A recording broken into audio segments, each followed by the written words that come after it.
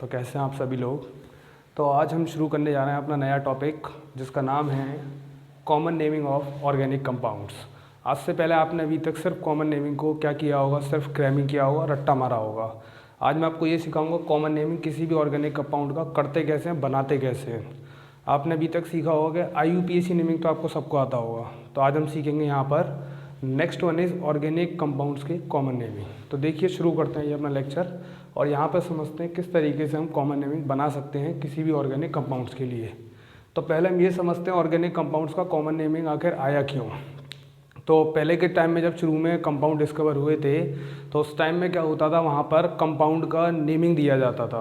तो वहाँ पर क्या था, जब छोटे छोटे कंपाउंड आए थे छोटे कार्बन के, यानी कार्बन 4, 5, 6, तो इतने कार्बन तक के लिए सिर्फ क्या कर सकते थे, कॉमन नेमिंग यहाँ पर दिया जाता था। पर जैसे ही कंपाउंड्स के कार्बन बड़े होते चले गए, यानी नंबर ऑफ कार्बन्स बढ़ते चले गए कंपाउंड के अंदर, तो वहाँ पर क्या हो गया, वहाँ पर कंपाउंड का नेमिंग जो था हम कॉमन नेमिंग नहीं दे पा रहे थे उस टाइम में। तो वहाँ पर फिर क्या आया था, हमारे पास IUPAC नोमेनक्लेचर का डिस्कवर हुआ था। तो यहाँ पर सिर्फ कॉमन नेमिंग जो होता है वो सिर्फ कुछ ही कंपाउंड के लिए होता है, सभी कंपाउंड के लिए कॉमन नेमिंग नहीं होता है। तो यहाँ पर मैं आपको यही बताने जा रहा हूँ कि कॉमन नेमिंग आखिर हम बनाते कैसे हैं। आज मैं आपको ये सिखाऊंगा, आपने आज से पहले कभी ये चीज़ नहीं पढ़ी होगी कहीं भी, ठीक है। तो आइए चलो शुरू करते हैं यहाँ पर। तो सबसे पहले यहाँ पर ध्यान दीजिएगा, हम यहाँ पर नंबर ऑफ कार्बन यानी वर्ड रूट की बात करेंगे। तो फोकस करिए यहाँ पर। सबसे पहले हम बात करते हैं नंबर ऑफ कार्बन। अब नंबर ऑफ कार्बन के लिए हम क्या करते हैं, इसमें इसका वर्ड रूट लिखेंगे। तो वर्ड रूट यहाँ पर आपको लिखना पड़ेगा, ठीक है। यहाँ पे सिर्फ कॉमन नेम की बात चल रही है तो कॉमन नेम के ही वर्ड रूट आपको लेने पड़ेंगे, ठीक है। तो यहाँ पर फोकस करिएगा, अगर हमारे पास कार्बन 1 आता है, यानी एक कार्बन अगर आपके पास किसी भी कंपाउंड में मौजूद है तो उसके लिए वर्ड रूट लगाया जाता है फॉर्म। किसका यूज़ करेंगे आप, फॉर्म का यूज़ करेंगे। अगर हमारे पास 2 कार्बन आते हैं तो उसके लिए आप यूज़ करते हैं एसिड्स। ये 2 कार्बन के लिए होता है एसिड। 3 कार्बन के लिए हम यूज़ करते हैं प्रोपियोन, दिस इज प्रोपियोन। 4 कार्बन के लिए जब आप आएंगे तो यहाँ पर आपको मिलेगा ब्यूटायर। और अगर हम कार्बन नंबर 5 की बात करें तो 5 कार्बन जिस कंपाउंड के अंदर आते हैं उसको बोलते हैं वेलर। तो हेयर इज वेलर, ठीक है। तो यहाँ पे सिर्फ 5 कार्बन तक आपको याद रखना है। मैंने भी आपको समझाया था पीछे कि 5 कार्बन के लिए ही यहाँ पर क्या होता है, सिर्फ कॉमन नेम वैलिड होता है।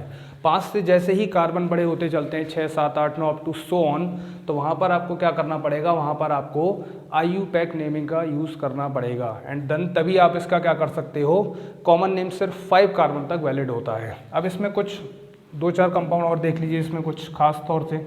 तो यहाँ पर जब आप देखेंगे तो यहाँ पर आपको कुछ अलग तरीके के और दिखा देता हूँ मैं कंपाउंड्स। तो यहाँ पर देखिए, अगर हमारे पास 3 कार्बन प्लस 1 डबल बॉन्ड, अगर हमारे पास 3 कार्बन हैं और उसमें 1 डबल बॉन्ड आता है, कुछ सिमिलरिटीज़ देखिए स्ट्रक्चर में।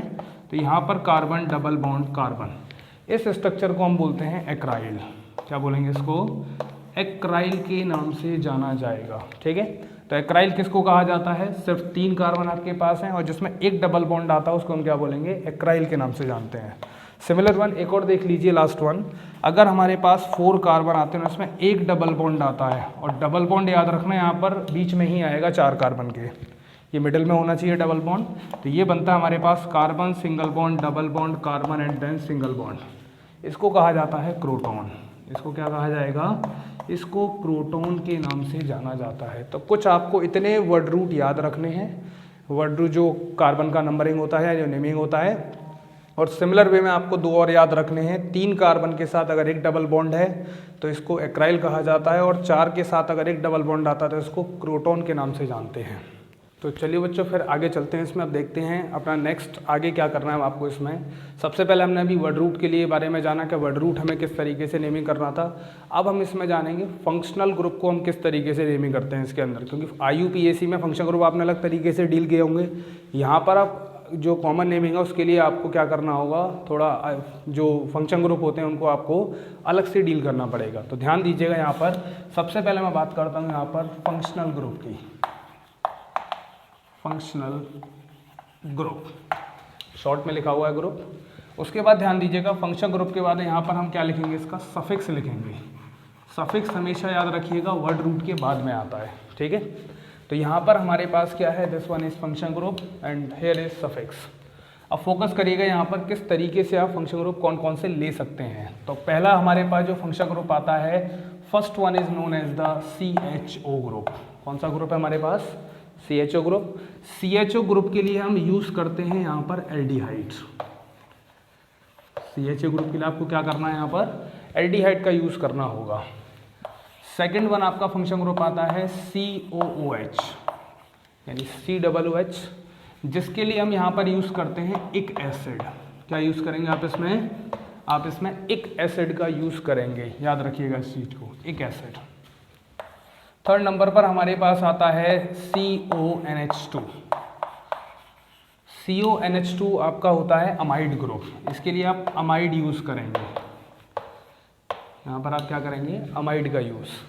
तो फोर्थ वन हमारे पास क्या बनता है यहाँ पर, C+O यानी इसे बोलते हैं कीटोन ग्रुप। अब कीटोन ग्रुप के लिए आपको क्या यूज़ करना है, यहाँ पर कीटोन के लिए आपको ऊन का यूज़ करना है, ठीक। फिफ्थ वन जब हम चलते हैं तो फिफ्थ वन पे हमें क्या मिलता है यहाँ पर, C+OX, इसे बोलते हैं एसिड हैलाइड। ये this one is C+O, acid को रिप्रेजेंट करेगा यहाँ पर, यानी पूरा ही फंक्शन ग्रुप अगर आप देखें तो यहाँ पर ये सेकंड किसको रिप्रेजेंट कर रहा है, एसिड को। X यहाँ पर क्या है, हेलोजन रिप्रेजेंट करेगा। तो इसके लिए हम क्या लगाएंगे यहाँ पर, इसके लिए हम यूज़ करते हैं आइल हैलाइड। क्या यूज़ करेंगे इसके लिए, हम आइल हैलाइड का यूज़ करेंगे। अब जो भी वर्ड रूट आएगा वो आगे की तरफ इसमें आ जाएगा। नेक्स्ट वन 6 वन देखिएगा, 6 वन आता है हमारे पास C+O OC+O and this one is function group. इस फंक्शन ग्रुप को कहा जाता है एक एनहाइड्राइड। इसके लिए क्या लगाएंगे आप, एक एनहाइड्राइड का यूज़ आप इसमें करेंगे, ठीक है। एक और ग्रुप आप ले सकते हैं, सेवेंथ वन हमारे पास आता है CN, और CN के लिए जो आप लगाते हैं यहाँ पर आपको यूज़ करना पड़ेगा CN के लिए, that is called O nitrile.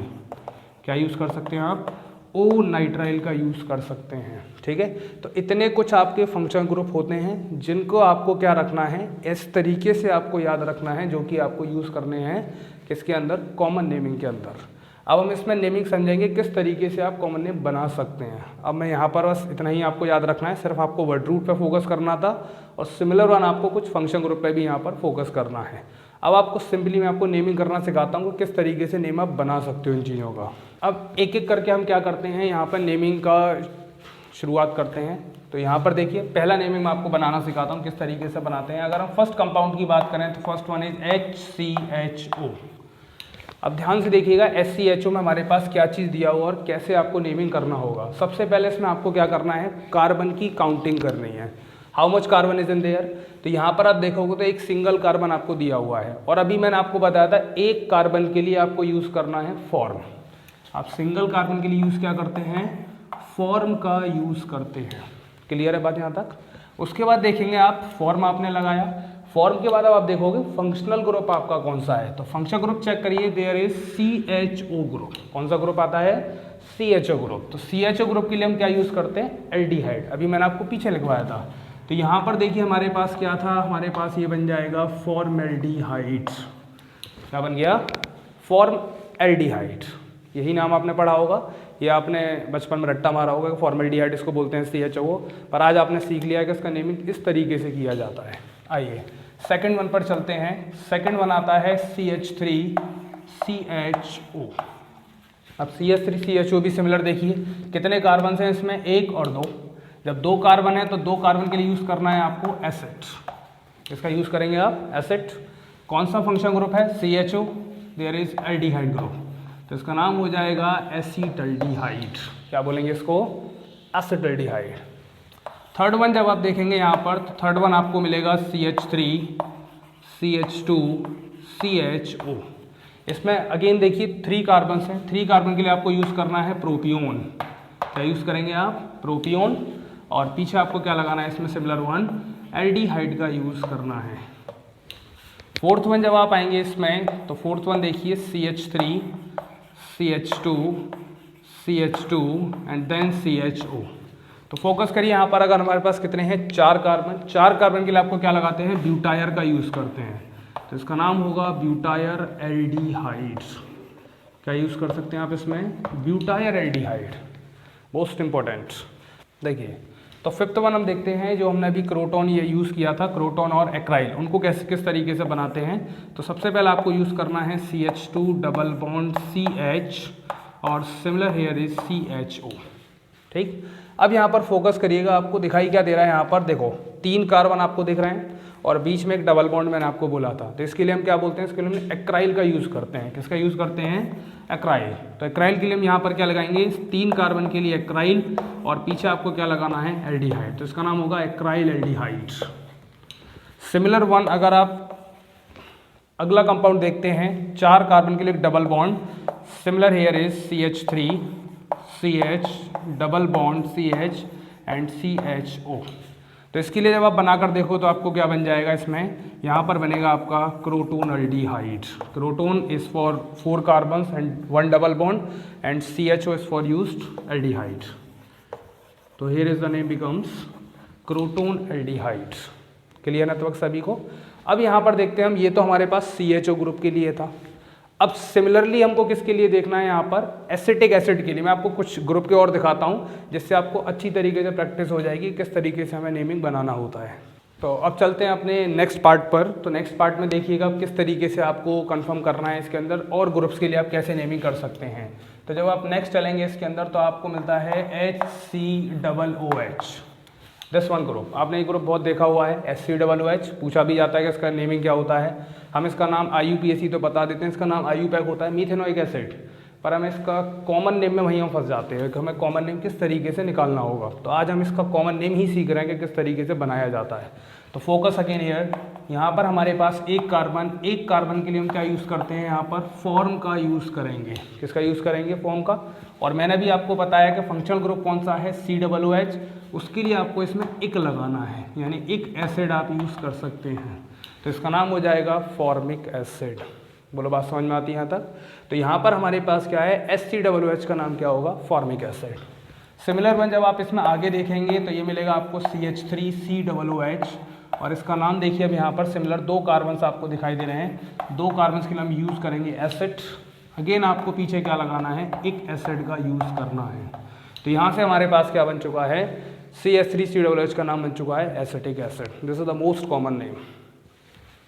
अब यहाँ पर आप इस तरीके से सिमिलरली COOH को लगा कर अलग अलग तरह के डिफरेंट कंपाउंड्स बना सकते हैं। सिमिलर है। अब इसके बाद हम थोड़ा और कुछ अलग ग्रुप को देखते हैं किस तरीके से आप नेमिंग कर सकते हैं उनका। जैसे आपने एक बहुत फेमस कंपाउंड देखा होगा CH3COO अब देखिए यहाँ पर हमारे पास कीटोन का केस आ चुका है। कीटोन के केस में आपको सिर्फ एक बात याद रखनी है कि यहाँ पर हमारे पास जब भी कीटोन आएगा तो कीटोन में कभी भी हम C+O वाले कार्बन को काउंट नहीं करते हैं। हमें सिर्फ जो कार्बन काउंट करने हैं वो इनके पड़ोसी वाले कार्बन पे फोकस करना है बस। ये वाला ग्रुप आपको कभी शामिल नहीं करना है। जैसे हम इनमें शामिल कर रहे थे कि एक कार्बन के लिए हम फॉर्म लगा रहे थे, 2 कार्बन्स के लिए हम एसिड का यूज़ कर रहे थे, पर आपको यहाँ पर कीटोन के केस में ऐसा नहीं करना है। कीटोन में आपका C+O अलग ग्रुप है, इसको आपको काउंट नहीं करना है। यहाँ पर सिर्फ इनके पड़ोसी पर फोकस करना है। तो बताइए कितने कार्बन है इसके पड़ोसी में, 2। तो 2 कार्बन के लिए आपको यूज़ करना है एसिड। और मैंने भी आपको बताया था कीटोन के लिए आपको यूज़ करना है ओन, तो इसका नाम होता है एसीटोन। बोलो बात क्लियर होती है यहाँ तक। तो एसीटोन आपको इस तरीके से नेमिंग बनानी होगी। आइए कुछ और कंपाउंड से और मिलते हैं। जैसे हमारे पास है CH3C+OCl। अभी मैंने आपको पीछे लिखवाया था एसाइल हैलाइड जिसको हम बोलते हैं। तो यहाँ पर देखिएगा आपको इस तरह के कंपाउंड का नेमिंग कैसे करेंगे आप। तो फोकस करिए यहाँ पर। सबसे पहले हमारे पास क्या है, इसमें देखिए कितने कार्बन आपको दिखाई दे रहे हैं इसके अंदर। There is 2 carbon. 2 कार्बन के लिए आप क्या लगाएंगे इसमें, एसिड। क्लियर है। और मैंने अभी आपको बताया था कि COCl के लिए हम यूज़ करते हैं आइल हैलाइड। क्या यूज़ करते थे, अभी यहाँ पर एक फंक्शन ग्रुप आया था C+OX। तो C+OX को हम क्या बोल रहे थे, यहाँ पर हम आइल हैलाइड के नाम से जान रहे थे। किसके नाम से जान रहे थे, आइल हैलाइड। आइल, अब देखो यहाँ पर 2 कार्बन आपने लगाए तो एसिड आ गया। अब यहाँ पर आपको आइल यूज़ करना है तो इसका नाम हो जाएगा एसिटाइल। क्लियर है। अब उसके बाद देखेंगे तो यहाँ पर आपको Cl नज़र आ रहा है लास्ट में, यानी हैलाइड की जगह क्या नज़र आ रहा है आपको, Cl। तो Cl की जगह आपको क्या लगाना है, क्लोराइड यूज़ करना है। तो यहाँ पर इसका नाम हो जाएगा एसिटाइल क्लोराइड। बताइए, क्लियर होता है यहाँ तक सभी को? तो यहाँ पर हमारे पास क्या चीज़ बनाई है, this one is here acetyl chloride. बहुत ही सिंपल नेमिंग है, कुछ नहीं है, बस एक बार आपको फोकस करना है और आपका कॉमन नेमिंग बिल्कुल आपके सामने होगा और किसी भी तरह की दिक्कत आपको नहीं आने वाली है इसके अंदर। आप किसी का भी कॉमन नेम बना सकते हैं जो सिर्फ आपके 5 कार्बन तक वैलिड होते हैं, सिर्फ यहीं तक आपको क्या करना होता है, इस तरीके से कॉमन नेमिंग बनानी होती है। एक दो नाम और देख लेते हैं आइए, जिससे आपको और क्लियर हो जाए। तो हमारे पास है CH3 C double bond O NH2 is another group. ये अगला ग्रुप था हमारे पास, उससे नेक्स्ट ग्रुप हमारे पास कौन सा है, CONH2। अभी मैंने आपको बताया CONH2 को हम क्या बोलते हैं, अमाइड ग्रुप बोलते हैं। तो फोकस करिए यहाँ पर। अगेन इसमें कितने कार्बन है आपके पास, 2 कार्बन, तो आप 2 कार्बन का यूज़ करेंगे, यानी 2 कार्बन के लिए हम एसिड का यूज़ करते हैं।